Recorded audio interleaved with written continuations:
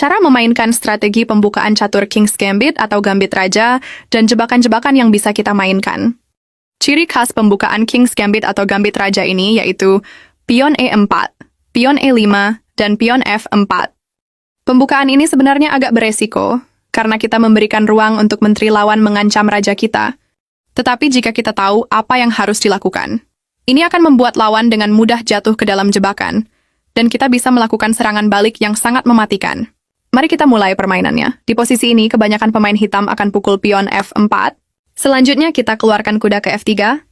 Jika hitam, pion ke J5 mendukung posisi pion F4 membangun serangan di sayap raja. Kita keluarkan gajah ke C4. Di posisi ini, biasanya hitam akan meneruskan pion ke G4 mengancam kuda. Kita berikan saja kuda dengan rokade pendek. Setelah pion pukul kuda, kita pukul pion dengan menteri. Menteri hitam keluar untuk melindungi pion F4. Kita majukan pion mengancam menteri.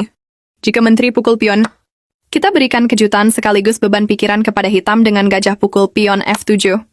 Setelah raja pukul gajah, kita tambah beban pikirannya dengan pion ke D4 mengancam menteri. Jika menteri pukul pion dan skot, kita tutup dengan gajah. Jika menteri pukul gajah, maka akan gugur dengan sia-sia karena pion terpaku oleh benteng. Jika menteri pukul pion B2, kita pukul pion F4 dan skak. Dan jika menteri menutup, kita geser menteri ke C4 dan skak. Pion maju menutup. Kita pukul pion. Gajah menutup. Kita pukul menteri. Setelah raja pukul benteng, kita pukul pion B7 dan benteng hitam tidak akan terselamatkan. Dengan posisi seperti ini, lawan kalian akan mengibarkan bendera putih. Beginilah cara mendapatkan menteri lawan dengan sangat mudah. Pertama-tama kita majukan kuda ke F3 mengantisipasi lawan memajukan pion ke E5. Sehingga hitam biasanya akan memajukan pion ke D7. Selanjutnya, kita buat hitam bertanya-tanya dan berbangga diri dengan mempersembahkan pion ke E4. Setelah hitam pion pukul pion, kita pindahkan kuda ke G5 mengancam balik pion E4. Besar kemungkinan hitam akan melindungi pion dengan kuda ke F6. Kita berikan lagi pion ke D3. Hitam pion pukul pion, lalu putih gajah pukul pion. Di posisi ini, kesalahan fatal yang paling sering dilakukan oleh pemain hitam ialah memajukan pion ke H6 bermaksud mengusir kuda. Disinilah kita mulai melancarkan aksi untuk mendapatkan menteri hitam dengan tanpa perlawanan sedikit pun. Kita awali dengan mengorbankan kuda pukul pion F7 sambil mengancam menteri dan benteng. Setelah raja pukul kuda, kita lanjut gajah ke E6, skak. Dan menteri hitam cuma bisa say goodbye tanpa beranjak dari posisinya. Masih seputar strategi untuk menghadapi lawan yang hobi dengan pembukaan King's Gambit. Inilah salah satu strategi yang bisa kita mainkan. Langsung saja kita ke permainannya. Setelah pion ke F4, di posisi ini kita pukul saja pion F4 atau menerima pembukaan King's Gambit yang ditawarkan pemain putih. Lanjut putih kuda ke F3. Kita dorong pion ke G5, dan putih pion ke H4 mengajak pertukaran pion. Kita acuhkan saja dengan mendorong pion mengancam kuda. Putih kuda menghindar ke E5 mengancam pion 2 kali. Kita lanjut gajah ke G7 mengancam kuda. Dan putih tanpa pikir panjang kuda pukul pion. Lanjut kita berikan lagi pion ke D5. Jika putih pion pukul pion, maka selamat semua jalur serang raja putih sudah terbuka. Dan inilah saatnya kita mulai serangan balik. Kita awali serangannya dengan menteri ke E7, skak. Di posisi ini, jika putih memilih menutup serangan dengan gajah atau menteri, maka kuda putih akan dipukul oleh gajah. Jadi putih akan mengamankan rajanya dengan menggeser ke F2. Kita lanjut serang dengan gajah, skak. Dan raja putih cuma bisa ke F3. Kita lanjut pukul kuda dan kembali skak. Putih raja pukul gajah. Lanjut kita sertakan kuda dalam serangan, skak. Dan raja putih akan mundur ke H3. Di posisi ini kita persiapkan benteng ikut menyerang. Putih gajah ke B5 menyerang balik raja. Kita tutup saja dengan pion. Dan putih benteng ke E8 mengancam menteri. Di posisi ini tak perlu khawatir. Kita lanjut serangannya dengan benteng ke G3. Raja putih cuma bisa ke H2. Lanjut kita lompatkan kuda ke G4 dan kembali skak.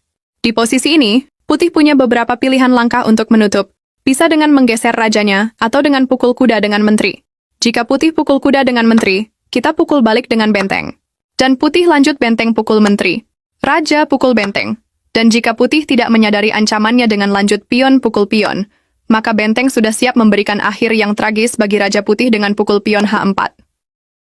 Kita kembali ke posisi ini. Bagaimana jika di posisi ini putih menggeser rajanya ke H1? Kita tutup ancaman benteng dengan gajah.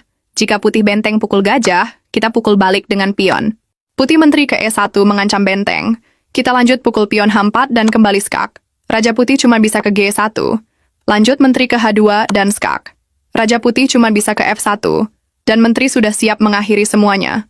Skak mat. Menang cepat dengan pembukaan Scotch Gambit. Langsung saja tes. Kita mulai dengan pion E4, hitam pion E5, kuda F3, hitam kuda C6. Lalu kita lanjut dengan pion D4. Dan inilah formasi ciri khas dari pembukaan Scotch Gambit. Jika di posisi ini hitam menjawab dengan pion pukul pion, kita balas dengan kuda pukul pion, memancing hitam untuk mengadu kuda. Tapi jika hitam memilih membackup kudanya, dengan melompatkan kudanya ke E7, kita lompatkan saja kuda ke C3, dan hitam pion ke G6, membuka ruang bagi gajahnya. Di posisi ini lanjut kita keluarkan gajah ke G5, mengepin kuda hitam, dan hitam gajah ke G7, mengancam kuda putih di D4. Di sini kita abaikan saja ancamannya, dengan lanjut melompatkan kuda ke D5, balik mengancam kuda hitam di E7. Di posisi ini kemungkinan hitam akan mengeksekusi kuda putih di D4.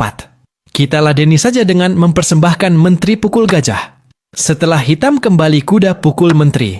Disinilah kita mulai serangan penutupnya, dengan kuda lompat ke F6 dan cek. Setelah hitam mengamankan rajanya ke G8, seketika gajah putih meluncur ke H6 dan checkmate, memberikan akhir yang sedikit tragis bagi raja hitam. Bagaimana menurut kalian chess dengan pembukaan Scotch Gambit ini? Jika kalian sering menerapkannya di pos ronda, seberapa sering kalian memenangkan permainan? Dan jika dinilai dari 1 sampai 10, berapa nilai yang ingin kalian berikan untuk pembukaan ini? Silahkan dituliskan di kolom komentar. Bagaimana cara melakukan skakmat dalam 3 langkah jika kalian bermain dengan buah putih? Di posisi ini hitam mengancam skakmat dengan menteri ke A1. Namun untungnya putih punya giliran untuk melangkah terlebih dahulu. Jika kalian memakan gajah dan berpikir bisa melakukan skakmat di langkah berikutnya, justru raja putihlah yang akan tewas. Atau jika menteri pukul benteng, maka raja hitam bisa mendapatkan benteng di G6. Dan besar kemungkinan permainan akan berakhir remis. Satu-satunya langkah yang benar ialah mengorbankan menteri ke G4 skak. Ini memaksa hitam untuk pukul menteri dengan gajah, lalu kita makan pion H6 hitam menggunakan benteng.